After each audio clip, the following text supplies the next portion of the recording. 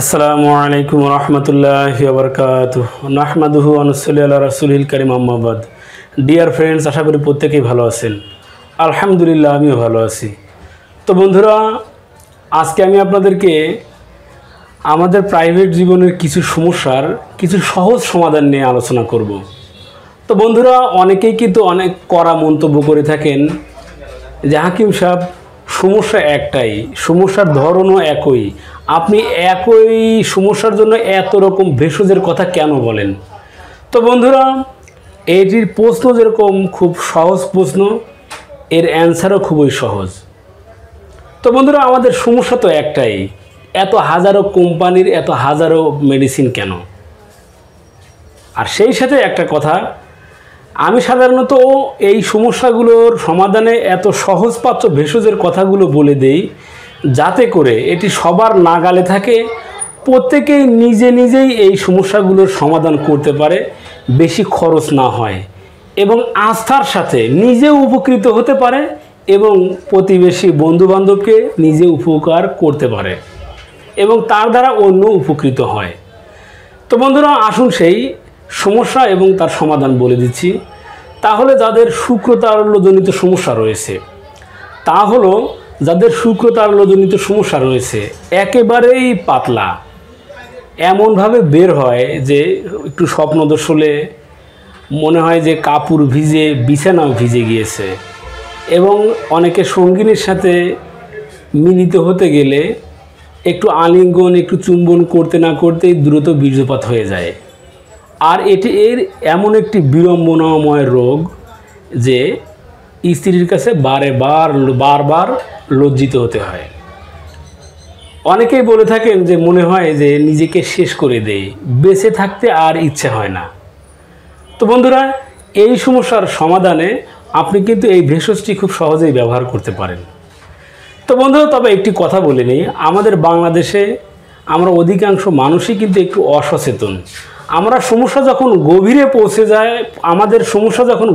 পৌঁছে যায় আমরা তখনই শুধুমাত্র এর পিছনে ছুটি, অনেক হাকিম কবিরাজের পিছনে ছুটি। তো বন্ধুরা, বর্তমানে আমাদের খাবারে অনেক ভেজাল রয়েছে, এর কারণেই এই সমস্যাগুলো বেশি দেখা দেয়। তো বন্ধুরা, সমস্যার শুরুতেই যদি এর সমাধান খুঁজে নেই তাহলে কিন্তু খুব সহজে আমরা সুস্থ হয়ে যেতে পারি। তো বন্ধুরা, কথা বাড়াবো না, আপনার এই সমস্যাগুলো হলে শুরুতেই আপনি এই ভেষজটি ব্যবহার করুন। তো বন্ধুরা, আর সেই ভেষজটি হচ্ছে বেলের শিকড়। আমরা বেল বৃক্ষকে ভালোভাবে চিনি, সে বেল আমরা সাধারণত রমজান মাসে খুব বেশি থেকে বেশি শরবতে ব্যবহার করে থাকি।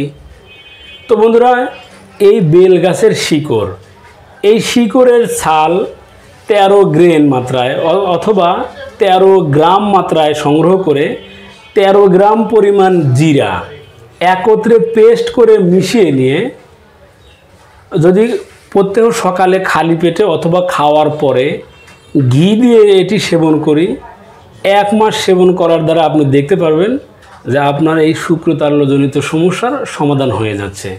তবে অনেক হাকিম সাহেব এখানে ঘিয়ের পরিবর্তে দুধের কথা বলেছেন যে কুসুম কুসুম গরম দুধ সেবন করলে অনেক ভালো রেজাল্ট হয়।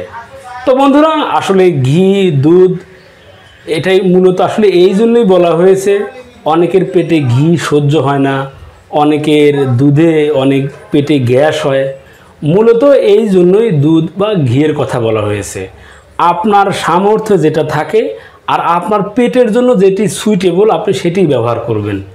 যদি ঘি সহজে হজম হয় তাহলে আপনি ঘি ব্যবহার করুন, আর যদি আপনার দুধ আপনার পেটের জন্য সুইটেবল হয় তাহলে আপনি দুধ ব্যবহার করুন। বন্ধুরা, আমি আবারও বলে দিচ্ছি, 13 গ্রাম পরিমাণ বেল গাছের শিকড়ের ছাল, আমরা বেলের যে ছাল রয়েছে সেই বৃক্ষের কাণ্ডে থেকে কোনো ছাল না নিয়ে আমরা শিকড় থেকে ছাল সংগ্রহ করব। 13 গ্রাম পরিমাণ 12 থেকে 13 গ্রাম পরিমাণ এই ছাল নিয়ে এবং 13 গ্রাম পরিমাণ জিরা, সাদা জিরা একত্রে পেস্ট করে এটি ঘি অথবা দুধের সাথে সেবন করুন। দেখবেন খুব দ্রুতই আপনার বীর্য ঘন গাঢ় আঠালো হচ্ছে সেই সাথে আরও কিছু উপকার পাবেন। যাদের বীর্যে স্পাম সংখ্যা কমে গিয়েছে বা উৎপাদন হয় না, সবল সতেজ স্পাম হয় না, তো তাদের জন্য কিন্তু এটি গুরুত্বপূর্ণ ভূমিকা পালন করে। আর যাদের প্রাইভেট অঙ্গ শক্ত হয় না, তারাও এটির দ্বারা উপকৃত হতে পারবেন। তো বন্ধুরা, শর্টকাট কোনো ওয়ে নেই যে 2 দিন 4 দিন সেবন করেই আপনি কল করে বলবেন যে 7 দিন হলো সেবন করছি, হাকিম সাহেব আমি উপকৃত হচ্ছি না। প্লিজ অধৈর্য না হয়ে 1 মাস কন্টিনিউ সেবন করতে থাকুন, ইনশাআল্লাহ আপনি উপকৃত হবেনই। Please trust me, trust this herbs, depend on আল্লাহ, ইনশাআল্লাহ আপনি উপকৃত হবেনই। তো বন্ধুরা, এই ছিল আমাদের আজকের আলোচ্য বিষয়। আমার আপনার চারপাশে যে সকল ভেষজগুলো ছড়িয়ে ছিটিয়ে রয়েছে, এই সকল ভেষজের গুণাবলী, অন্তর্নিহিত গুণাবলী এবং আয়ুর্বেদ শাস্ত্রের গুরু রহস্য সম্পর্কে জানতে চোখ রাখুন আপনাদের প্রিয় ইউটিউব চ্যানেল অল টাইম ওকেতে। সেই সাথে আমাদের এই চ্যানেলটিকে সাবস্ক্রাইব করে আমাদের সাথেই থাকুন। ধন্যবাদ সবাইকে।